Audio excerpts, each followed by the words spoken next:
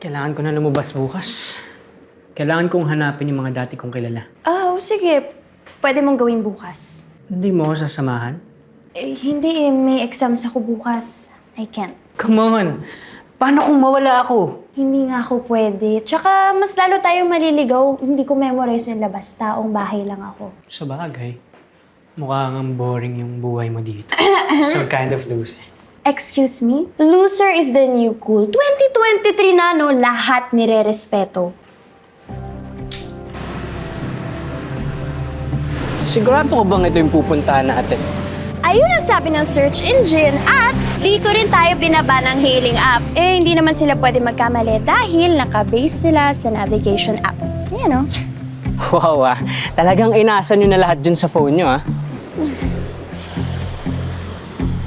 Ito yung address pero it seems close na. Bakit kaya?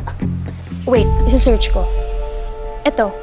Gloom Records closed down in 2008 because of dwindling music sales. Talaga? Yung company record ko yung pinaka-powerful nun Hindi ko alam. Baka kasi makatulong sila sa akin na mahanap yung mga dati kong kilala. Alam ko ang solusyon dyan. Social media. Halika, dali. Sige, magbigay ka sa akin ng names na kilala mo. Hahanapin natin. Sige. Yung kaboy band ko muna. Ronnie Escueta. Ito ba or ito? Yan, siya yan. Oh.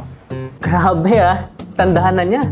It says here, nasa US na siya nakatira. So, mahirap siya hanapin. Magbigay ka pa sa akin ng names. Gerald Ortiz, kaboy band ko rin. Chera Ortiz. Siya ba? Uy, Yep, siya yan. online siya oh. Chat natin. Hello, Gerald.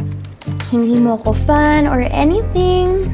Pero, may gusto lang akong tanungin.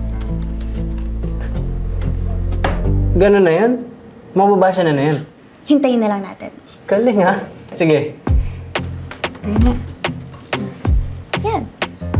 So, sinasabi dito na ang dating may-ari ng Gloom Records open up a new company, a clubhouse of online influencers. And Alvin? Nasaan ka? Alvin? Alvin!